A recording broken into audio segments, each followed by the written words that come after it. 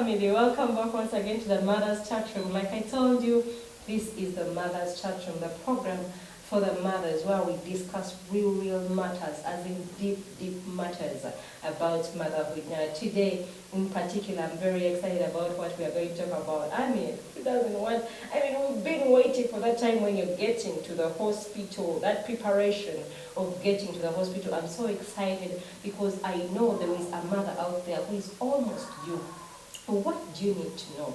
How do you need to prepare for the hospital? So Tracy or Mutumba is going to take us through what you need to know and what you need to do before you leave for the hospital. Let's welcome her with a loud applause. Woo!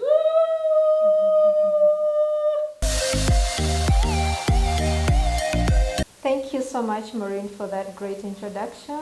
You had her right. I am Tracy.Osuo.M. I love that name. Mutumba. It's such an honor to be here again with you. I'm looking forward to sharing with you the things that you need to think about before you go to the hospital. So yes, again, roll up your sleeves, get a notebook, get a notepad, your dumb phones, your smartphones, and let's get cracking.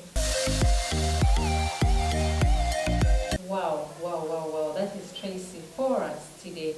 And yes, she's back. If you guys watched the video before, she was taking us through some topic. Just get there and watch. Just go to the PYM forum and you don't want to miss out anything, Mm-hmm. So she is going to take us through, some of those things that you need to know as a young mother. Tracy, yes. I know that you have been over this thing. Can I call you a pro?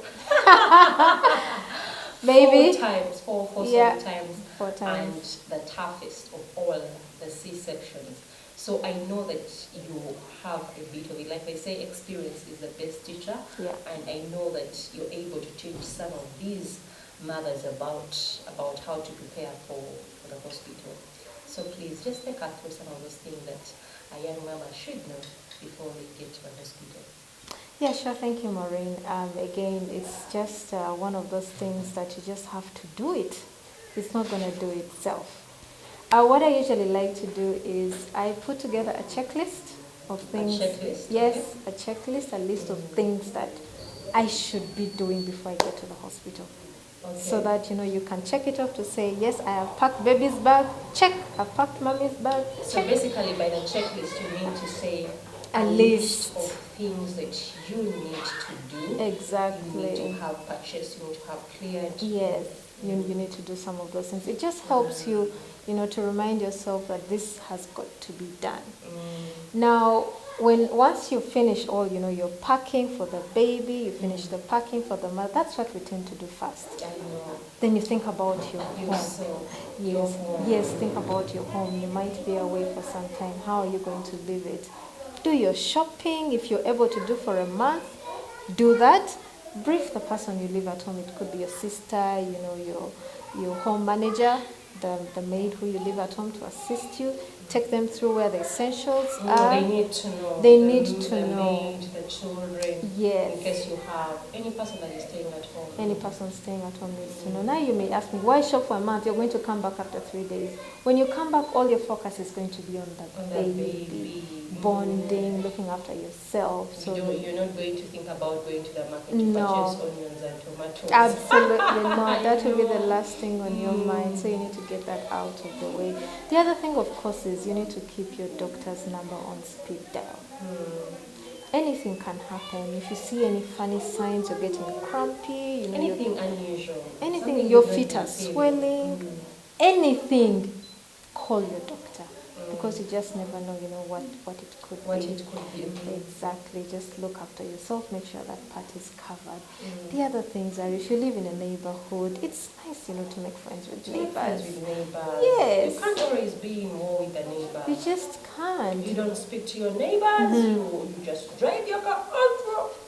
Don't say hello to anyone. It's like you guys are in a fight. Young ladies, please, you need these people. These are your neighbors. There is a reason why God made those people to be your neighbors. So Tracy has a point.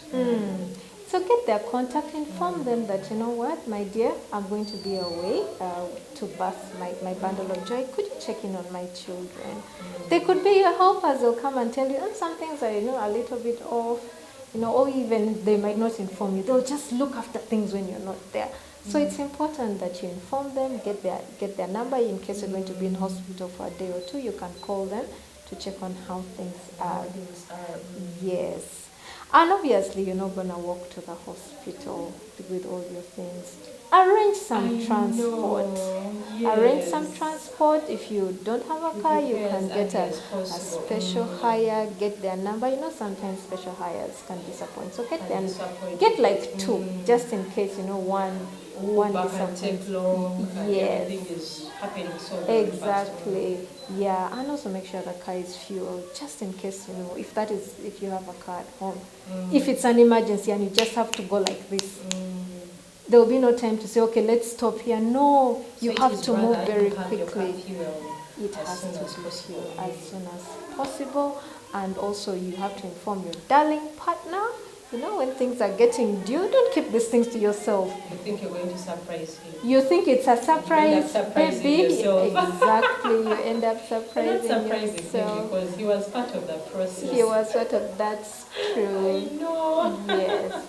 And the other things that you need to also look out for is if you are an insurance person, inform your insurer. You don't want to reach the hospital and then they say, we are not aware that you're going to have a baby. That happens, yes. You have to inform them in advance. But I'm insurance, I've been paying my money. I mean, what do I have to do with that? Please educate us about that. They just want to be in the know because it involves money movement.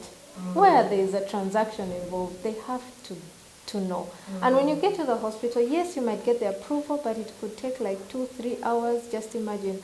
And for some naughty hospitals, then they will not touch you until approval is made. I've seen that happen. Yes, I've seen that happen. So it's important that you get an approval, know your limits. You might go there and want to sleep in a room of 500,000 when your room limit is 200. But you should be when you're in that. No, your insurance should be able to let you go into that VVIP place. That's true. And if you're a cash patient again, just make sure that your cash is on standby. You don't want to go in last minute saying, oh my goodness, I didn't get the money or I don't have the money. For heaven's sake, you had 9 months to prepare for this. Exactly. And you don't want to keep surprising yourself about very many things. It's true. Then also, there is also this. You have gone to the hospital, you've prepared for a natural birth, you've been positive for a natural birth, and here you're being told you're going in for a C-section. I mean, what do you tell those mothers? Because I didn't expect it. So is it that I have to speak to the doctors and I tell them, you guys, me, I didn't expect this. This is the amount of money that I had, so go with what I have. Stop disturbing me. I want to see my child. I know in some cases where mothers have actually negotiated with the doctor. Because you have to come back for a repeat visit anyway. And with a C-section, you are usually admitted for a minimum of 3 days. So that gives you time to try and find the money. But also, the little that I know about a C-section is that it's at a higher amount. Yes, it is. To the natural birth. Yes, that's true. So within those 3 days, you can try and, not you, I hope it won't be you, your partner, your family can try and make sure ends meet. At that point, it's just to have a safe delivery and get out all the other details you can work out once the baby is safely delivered and once you're also safe out of the hospital. So there's room to wiggle yourself out of these things, yeah. But also you can have some cash reserve just in case. I know people like to say, I won't prepare for just in case, but there's always it's good to have a plan B. People who say, I have the faith and things and some things, and somehow it turns out the other way. That's correct. People like to say that over-preparation is bad, but it's good to check and recheck. There's a time I went to the hospital for my second baby. I was like, yeah, I've done this again. I'm a pro. I packed my kids' things. Reaching there, did I pack the onesies? I didn't because I'd packed like 2 months ago. And my sister is asking, where are the ones? I'm like, it's there in the bag. It's like, there's nothing here. So we had to send husband back to pick things. So that moment... Because you thought you were pro, you have kids, yes. so you don't need these extra things. That is true. So it's important to check your bag and recheck your bag. Check your bag and recheck your bag as many times as you can, just for you to be sure. But as you check, you have the checklist on you. Yes. You keep ticking. Yeah. Diaper. These and these. Yeah. Okay. That is amazing. Is there anything else you'd like us to know, that young mother to know that before they reach the hospital? Yes, still back on packing, it's good to also let the person who is going to look after you know where things can be found. Oh, because you are the one who packed. Yes, because you Actually, are the one who packed. Actually, I think for me what packed. I did, I was packing with the person that is going to help me. So I Uh-huh. kept telling them this is where the knickers are, this is where the diapers are, this is the baby's bag, this is where this is. So I think it made work easy for them because they then didn't have to undo everything and do everything afresh. Yes. Now for you, you're lucky that the person who was going to look after you was with you. But there are cases where your cousin, your sister, your friend will come from their home and you all meet at the hospital. Yes. And you're there, you've just had your baby, and they're asking you, oh, by the way, where are the diapers? You're trying to raise your head while you're also recovering. And I mean, if they can't find things, just tell them, do not disturb me, look for the things. At that point, if you can't find them, go and purchase them. Just do that. Let me rest. Let me look after baby. They should know that, honor that, and respect that. So you can, focus on When they all get the good pissed and be things. like, but Tracy, we came to help you and now you're giving us orders not to disturb you. By the time you just chose don't them, motherhood, by the time you chose them, these are things you Yeah. have to talk about before. Choose a person who you know will care for you selflessly, will give you their all, and not judge you. It's important that you select that Because person. there is a lot of privacy when it comes to pregnancy. It's Some true. of the caretaker is touching, the blood is touching you, and then whereas, so there's that point of, I trust this person that they will be able to do this. Yes. Okay. Wow. Thank you so much, Tracy. I'm just humbled by your sharing. It looks like there's something else that is burning that you want to tell the ladies before we conclude. That is so true. Yes, it is well. So please tell them, I don't want you to leave anything behind. Please tell them your heart such that, a mother is not stuck in the hospital because of, they don't know what to do. Yeah, the last thing that I want to encourage mothers to do is leave your home the way you want to find it. Your room especially. Your bedroom. Your bedroom. When you come back, you'll be tired, you'll be focusing on the children. There are things that you may need. So it will be useful to have like a little table at the side where you can have your water. Clothes which you're not going to wear, pack them away so that you can have the ones that you use within easy reach. Just makes your life easy. And you might have some time on your hands. So keep like a stash of magazines around. When you have some free time, relaxing, you can open the magazines. If you want to watch a few movies, purchase those in time. Clothes. Basically, self-care. Self-care, indeed. That's right, darling. Self-care. Yes. Wow. Tracy, I just can't have enough of you. I feel like we should proceed with the talk for the next 30 or 40 minutes, but time can't allow us. I just want to say thank you so much. Thank you so much. So, mamas, I know for a fact that there is something that you have picked. Most of us, most mothers go to hospitals when they are not prepared. You've left the house the way it is. You don't know who's going to take care of you. You've not talked to anybody. Then you don't know who's going to drop you to the hospital. I mean, not everyone has a car. You could even have a car and fail to drive it. That means like what she said, get in touch with the neighbors, get in touch with the Uber, people with personal cars, just let them know.